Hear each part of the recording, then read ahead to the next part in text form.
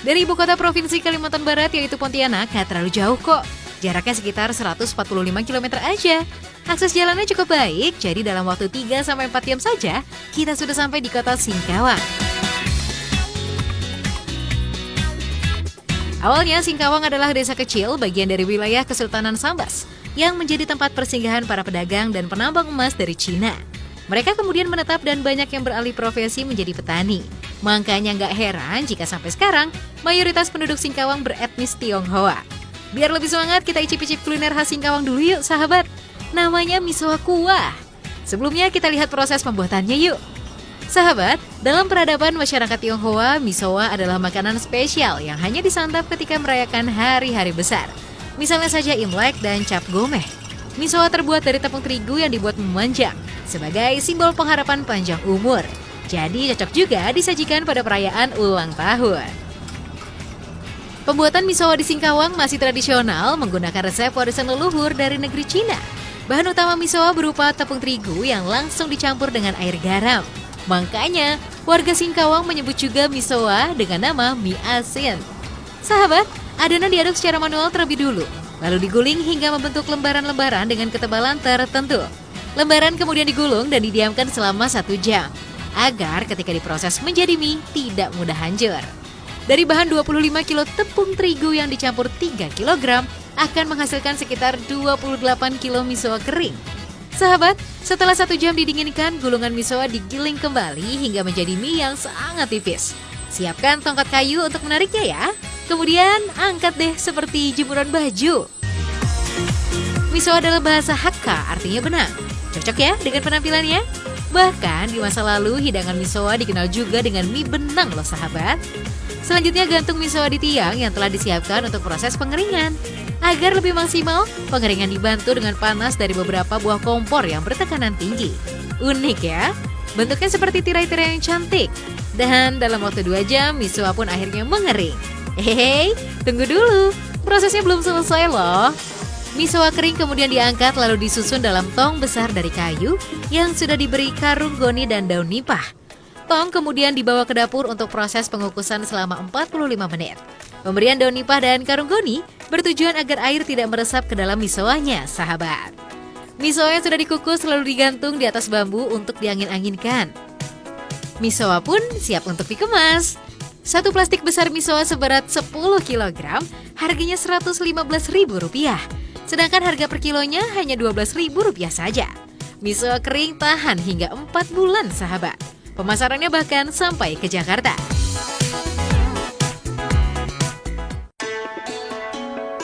Sahabat, yuk kita olah misoanya dengan kuah asam pedas. Masaknya mudah kok. Didihkan air terlebih dulu, lalu celupkan misoa kering ke dalamnya. Sebentar saja. Dan angkat, lalu sisihkan. Selanjutnya kita olah bumbu-bumbunya ya. Iris bawang merah dan bawang putih, tumis hingga harum. Tambahkan air kaldu ayam, kaldu sapi juga bisa kok. Pokoknya sesuai selera deh. Masukkan saus tiram, madu, saus tomat, dan saus sambal. Aduk, tunggu hingga mendidih. Bubuhkan kaldu bubuk, garam, gula pasir, merica bubuk, dan penyedap. Aduk-aduk. Terakhir masukkan sayurannya, rebus sejenak. Beres. Siapkan mangkuk, beri sedikit minyak sayur ke dalamnya, agar misoa tidak menjadi lengket. Letakkan telur rebus di atas misoa, susun pok choy dan sirap dengan kuah asam pedasnya. Terakhir tambahkan minyak wijen dan kecap manis. Kebetulan ada yang sedang berulang tahun tuh. Cocok deh. Semoga panjang umur ya.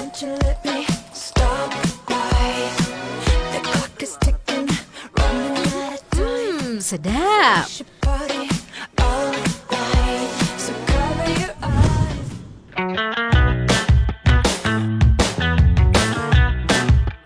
Mumpung masih di Singkawang, kita masak lagi ya. Menunya spesial, bebek isi ketan. Penasaran dong? Yuk, langsung aja kita olah. Gunakan bebek utuh yang telah dibersihkan. Potong bagian kepala dan kakinya. Filet bagian badannya, gunakan pisau yang tajam ya sahabat, agar hasilnya sempurna. Daging filet kemudian ditaburi garam dan merica bubuk. Isi daging filet dengan ketan putih yang telah ditanak sebelumnya, kemudian gulung bebek filetnya. Tinggal digoreng deh dalam minyak panas, hingga berwarna coklat keemasan. Angkat, lalu potong bebek isi ketan menjadi 2 bagian. Lumuri dengan saus. Yummy! Sahabat, masih ada satu lagi nih menu bebek dan ketannya. Pertama, giling kemiri, terasi, bawang merah, bawang putih, jintan bubuk, kunyit dan lengkuas hingga halus. Tumis daun jeruk, bumbu halus, dan batang serai yang telah dimemarkan. Tambahkan air kaldunya, kemudian masukkan bebek yang telah dipotong menjadi 2 bagian. Ungkep selama 45 menit. Nah, setelah bebek ungkep matang, goreng bebek hingga menguning. Sementara itu, siapkan daun pisang, isi dengan ketan putih yang sudah matang. Gulung dan padatkan. Iris menjadi 2 bagian. Letakkan bebek goreng dan ketannya di atas piring. Jangan lupa tambahkan sambal. Bebek ketan pun siap disantap.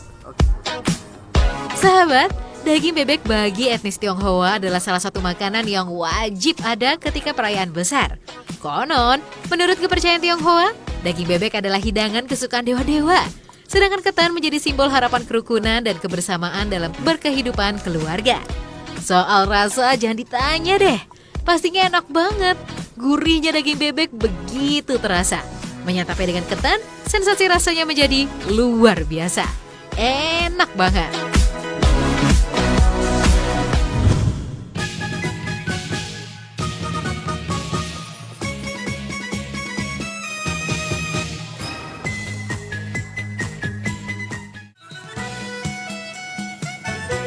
Kenyang mencicipi masakan khas Tionghoa?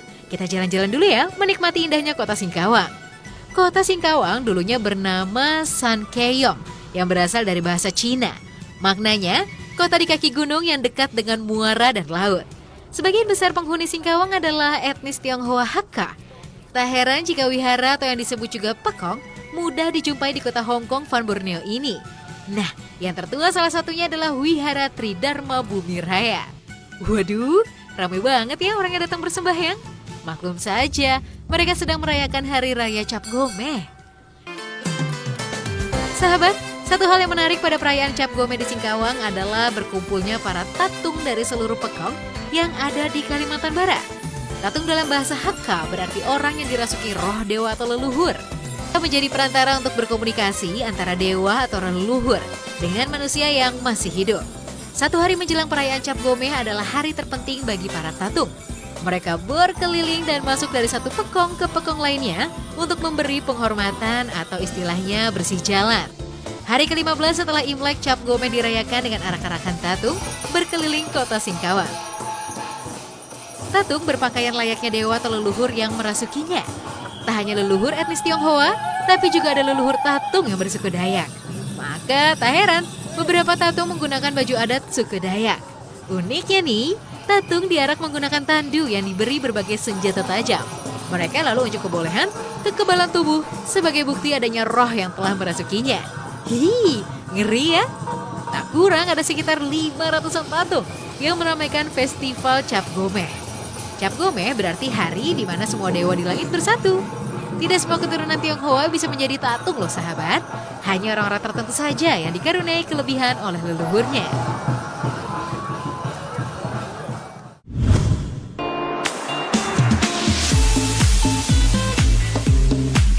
Sahabat, masih setia nonton Ragam Indonesia? Masih di kota Singkawang nih. Kalau kue keranjang atau sering juga disebut dodol Cina pasti udah gak asing ya. Saat perayaan Imlek hingga Cap Gomeh, kue keranjang memang jadi makanan wajib ada di meja makan ataupun di altar sesaji. Nah, kalau biasanya kue keranjang dinikmati dengan cara dimakan langsung, digoreng atau dikukus, kali ini Ragam Indonesia akan menikmatinya dengan sedikit berbeda. Kue keranjang akan dimasak saus lada hitam. Beda deh. Yuk kita buat sausnya dulu. Memarkan bawang putih dan bawang merah terlebih dahulu ya. Cincang kasar lalu iris-iris bawang bombay. Potong serong mentimun, cabai hijau dan cabai merah besarnya. Tumis bawang putih dan bawang bombay hingga keluar aromanya. Masukkan saus tiram, air kaldu ayam, kecap manis, saus tomat, saus sambal, madu dan lada hitam bubuk. Aduk-aduk dulu sampai tercampur rata ya sahabat. Kita bumbui dengan gula, garam dan kaldu bubuk. Aduk kembali sampai matang. Jika minyaknya sudah keluar, saus siap diangkat. Selanjutnya potong kue keranjang. Hilangkan bagian keringnya sahabat. Potong menyerupai irisan daging sapi. Panaskan sedikit minyak, lalu goreng kue keranjangnya. Jangan sampai gosong ya. Panaskan kembali saus lada hitamnya. Tambahkan bawang bombay, masukkan mentimun dan cabai. Aduk hingga sayuran sedikit layu. Terakhir, masukkan kue keranjang yang telah digoreng ke dalam saus. Aduk hingga matang. Tara! Kue keranjang saus tiram siap disantap nih sahabat. Duh, makin penasaran ya kayak apa rasanya? Makannya pakai nasi bisa loh. Rasa manis legit kue keranjangnya sama sekali nggak hilang. Tekstur kue keranjang yang kenyal dan lengket juga masih bisa sahabat rasakan. Ditambah dengan gurih pedasnya saus lada hitam, membuat selera makan dijamin meningkat. Gak kebayang deh kalau kue bisa diolah menjadi lauk untuk nasi.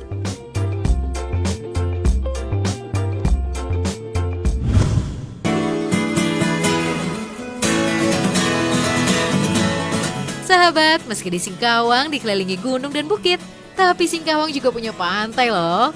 Kulinernya pun unik-unik. Yuk kita gali hasanah kuliner masyarakat pesisir kota Singkawang. Peda cencalok adalah salah satu yang menjadi primadona kuliner pesisir Singkawang. Peda cencalok terbuat dari ikan atau udang kecil. Peda sendiri adalah nama ikan, sedang cencalok artinya udang kecil, atau masyarakat setempat biasa menyebutnya bubuk. Cara membuat cencalok mudah kok sahabat. Udang yang didapat dari nelayan langsung ditempatkan ke dalam wadah. Kemudian tambahkan gula dan garam secukupnya sebagai pengawet alami. Tutup dan diamkan minimal 2 hari. Peda cencalok pun siap diolah atau dimakan langsung. Yuk kita olah. Kupas terlebih dahulu nanas. Pilih nanas yang tidak terlalu matang tapi juga tidak mentah ya sahabat. Hilangkan mata nanasnya, kemudian potong-potong daging buahnya. Haluskan bawang merah, bawang putih, kunyit, kemiri, sereh, lengkuas, cabai merah kering, dan garam. Siangi daun kunyit dan daun kesum. Daun kesum menjadi kekhasan masakan Kalimantan Barat. Soalnya di tempat lain gak ada loh sahabat. Aromanya wangi, membuat masakan memiliki rasa yang khas. Tumis bumbu yang telah dihaluskan hingga harum. Masukkan potongan ikan yang telah dibersihkan sebelumnya. Ikan yang dipakai jenisnya tergantung selera kita ya. Kemudian masukkan potongan buah nanas, tambahkan daun kunyit dan daun kesumnya. Beri sedikit air, tunggu hingga mendidih sampai ikan matang. Baru masukkan gula dan garam. Terakhir, masukkan cencaloknya.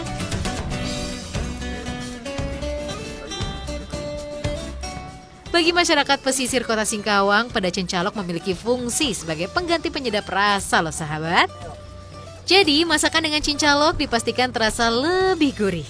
Sahabat, rasanya tak lengkap ya jika ikan masak cencalok tidak ada pendampingnya. Mumpung buah nanasnya masih banyak, yuk kita buat nanas cencalok. Ulek bawang merah dan bawang putih, tumis, tambahkan cabai giling. Masak hingga harum, kemudian masukkan cencalok dan sereh. Tambahkan buah nanasnya, masak hingga matang. Sahabat, cencalok dulunya dianggap makanan masyarakat pinggiran. Tapi seiring berkembangnya zaman, cencalok akhirnya naik kelas dan digemari oleh orang-orang kota juga loh. Cencalok mentah biasanya disantap dengan irisan bawang merah, cabai, dan perasan jeruk limau. Aduk hingga rata, cencalok mentah siap disajikan. Rasa pada cencalok cenderung gurih dengan aroma udangnya. Diolah bersama nanas, rasanya menjadi sedikit asam menyegarkan. Sensasinya benar-benar beda. Nikmat.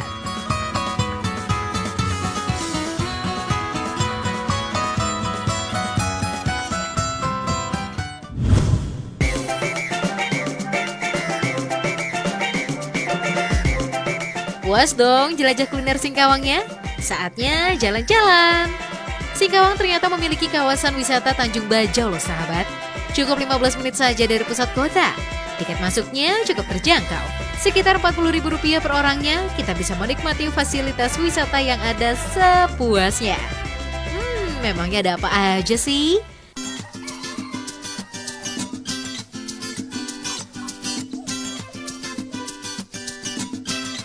Singkazu adalah kebun binatang satu-satunya yang ada di kota Singkawang. Begitu masuk ke dalamnya, kita langsung disambut penampakan aneka unggas. Lanjut ke bagian dalam ada jungle track, yang sebelah kiri dan kanannya terdapat deretan kandang hewan. Singkazu memang sengaja berlokasi di dalam hutan agar hewan-hewan penghuninya merasa nyaman. Beberapa jenis monyet sengaja dilepaskan, jadi pengunjung juga bisa bermain-main dengan mereka secara langsung. Tenang, monyet-monyetnya jinak kok, jadi nggak gigit.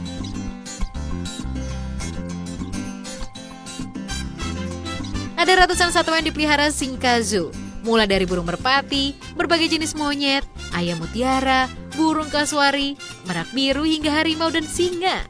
Lahannya cukup luas, sekitar 220 hektar. Dan baru 20 hektar saja yang dimanfaatkan untuk menampung aneka satwa.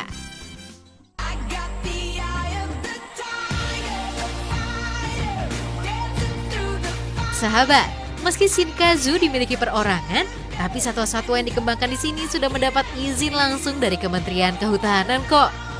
Koleksi Cinca Zoo yang menjadi pusat perhatian adalah Golden Tiger. Si raja hutan ini adalah harimau terlangka kedua di dunia setelah harimau biru. Golden Tiger merupakan persilangan antara harimau putih dan harimau benggala. Nah, kalau sudah lelah berjalan-jalan di jungle trek, di pos terakhir ada kuda-kuda tunggangan yang siap dicoba nih sahabat. Tenang, ada jokinya kok, jadi gak perlu khawatir. Apalagi kuda di sini sudah jinak. Seru ya? Cocok buat tempat wisata keluarga.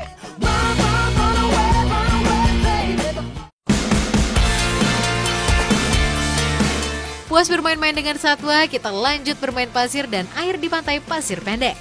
Tenang, gak usah bayar lagi sahabat. Soalnya pantai Pasir Pendek masih masuk kawasan wisata Tanjung Bajau. Pantai Pasir Pendek memiliki pasir berwarna coklat kemerahan.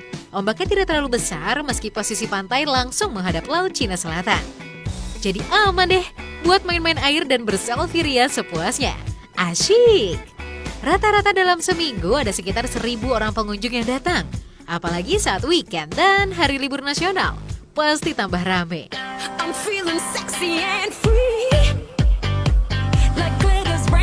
Terus kalau yang lagi malas main air, enaknya ngapain ya?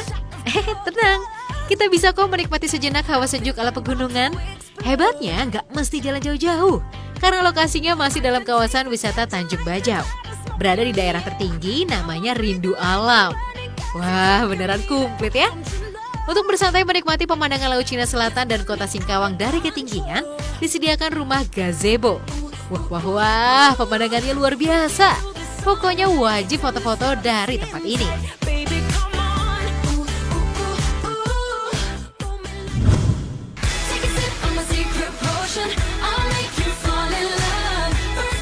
Belum puas menjelajah potensi wisata yang ada di kota Singkawang? Yuk menuju ke arah Gunung Poteng. Ada fasilitas waterboom yang masih baru, berada di Kecamatan Panjintan, Singkawang Timur. Lokasi waterboom hanya berjarak 5 km saja dari Pekong Tua, Singkawang. Untuk masuk ke dalam waterboom, kita cukup merogoh kocek Rp40.000 per orangnya. Dan bagi orang tua, anak panti asuhan dan mereka yang memiliki cacat fisik, pengelola tidak memungut biaya, alias gratis. Waterboom buka pukul 9 pagi hingga 6 sore. Wahana air satu-satunya yang ada di kota Singkawang ini berada di lahan seluas 12 hektar. Siapa sangka coba, area wisata air ini dulunya adalah bekas tambang emas yang sudah tak produktif lagi.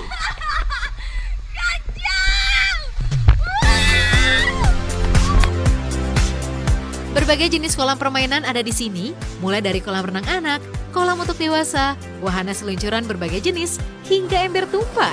Asyik deh! Selesai bermain air, pengunjung bisa bersantai di bangku-bangku taman yang sudah disediakan. Dijamin bakal seru deh weekend kalian. Jadi gimana? Dateng deh ke Singkawang dan nikmati keberagamannya ya di Ragam Indonesia.